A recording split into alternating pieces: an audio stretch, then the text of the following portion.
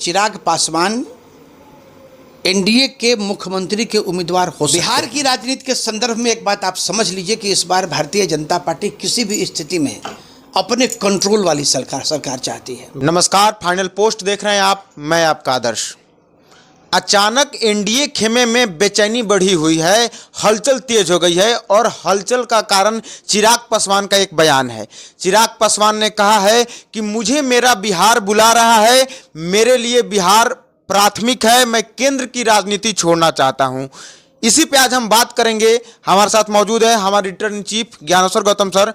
स्वागत है सर आपका।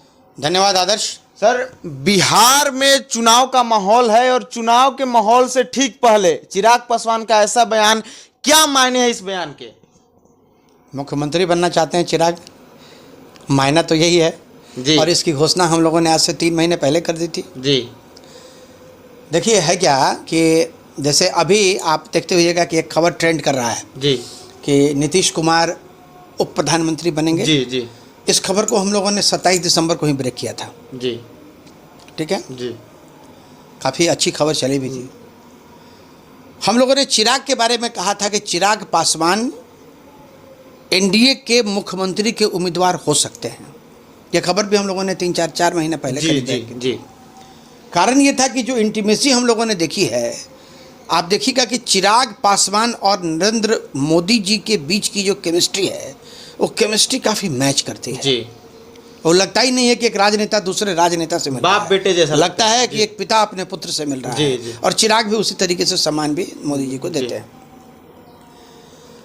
बिहार की राजनीति के संदर्भ में एक बात आप समझ लीजिए कि इस बार भारतीय जनता पार्टी किसी भी स्थिति में अपने कंट्रोल वाली सरकार चाहती है। जी।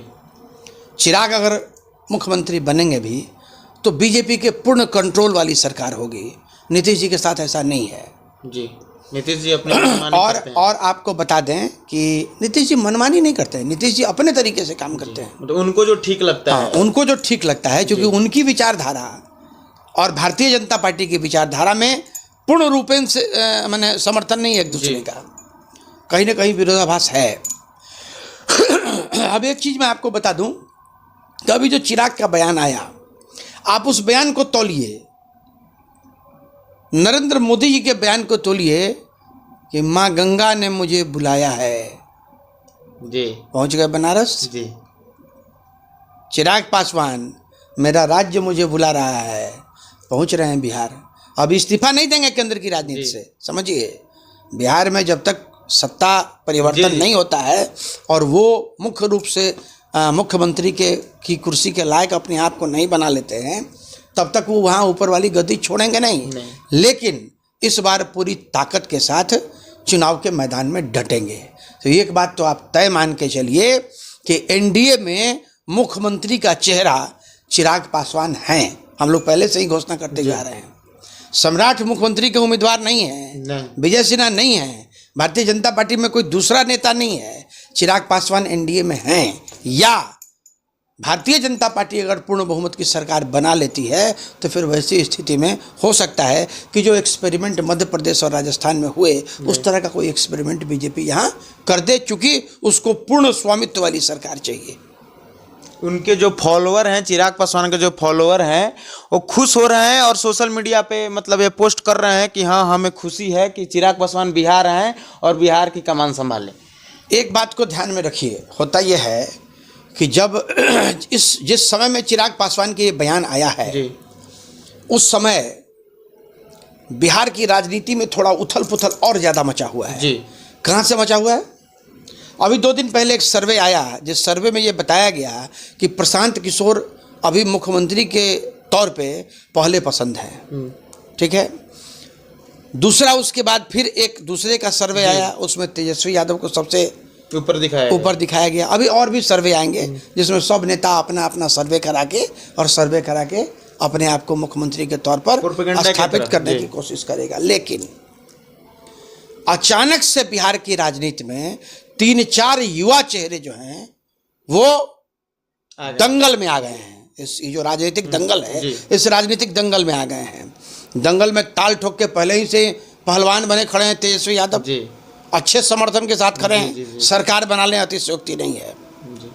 सरकार बना लें अतिशयोक्ति नहीं है। क्योंकि मैं आपको एक बात बता दूं कि अभी कांग्रेस जिस तरीके से रिवाइव कर रही है, तो कांग्रेस और तेजस्वी राजद गठबंधन मिल के सरकार बिहार में बना ले तो इससे इनकार नहीं किया सकता है, क्योंकि फासला 18-20 का भी नहीं, 19-20 का ही फासला है। मतलब ये पॉसिबल हो सकता है। हाँ, ये पॉसिबल हो सकता है। प्रशांत किशोर के लिए थोड़ी दूर की कड़ी अभी दिखाई पड़ती है। प्रशांत किशोर ने हालांकि मेहनत बहुत की, इसमें कोई दो राय नहीं है, लेकिन प्रशांत किशोर के लिए अभी कड़ी थोड़ी दूर दिखती है। लेकिन प्रशांत किशोर बड़ा गेम प्ले करेंगे 2030 के इलेक्शन में। अब आप आ जाइए कांग्रेस में। कांग्रेस में कन्हैया प्रचार कर रहे हैं, ठीक है। हो सकता है कि अगर सरकार बने तो कन्हैया भी उप मुख्यमंत्री बने। तो आप ये समझिए कि ये जो कॉम्बिनेशन अभी चल रहा है कि बिहार की राजनीति में तेजस्वी मुख्यमंत्री बन जाएं, कन्हैया उप मुख्यमंत्री बन जाएं और एक तरफ से मुकेश सहनी एक उप मुख्यमंत्री बन जाए। हालांकि मुकेश सहनी के बारे में अभी डोलड्रम की स्थिति है। मुकेश सहनी कभी भी महागठबंधन का पाला छोड़ सकते हैं, इस चीज़ को समझिएगा, है ना। कि इसलिए कि मुकेश सहनी बहुत ज़्यादा कंफर्टेबल अपने आप को नहीं महसूस कर रहे हैं महागठबंधन में। और इनकी जो महत्वाकांक्षा है मुकेश सहनी की, उस महत्वाकांक्षा की पूर्ति भारतीय जनता पार्टी के द्वारा ही होगी। और जहाँ तक हमारे इन्फॉर्मेशन है वो नट सेल में बातें चल रही हैं, वो आज हो या 10 दिन बाद हो या 15 दिन के बाद हो, कुछ अप्रत्याशित हो सकता है। तो ये दो पहलवान की बात आपने देख ली। एनडीए में कोई युवा चेहरा नहीं था। हम लोगों ने चर्चा भी की थी पिछले दिनों कि एनडीए में कोई ऐसा युवा चेहरा नहीं है जिस चेहरे में पॉपुलैरिटी हो और वो चेहरा मुख्यमंत्री के तौर पर बन जाए, मैंने उसको स्थापित किया जा सके, ऐसा कोई नहीं है। तो भारतीय जनता पार्टी ने चिराग पासवान को उठा के खड़ा किया है।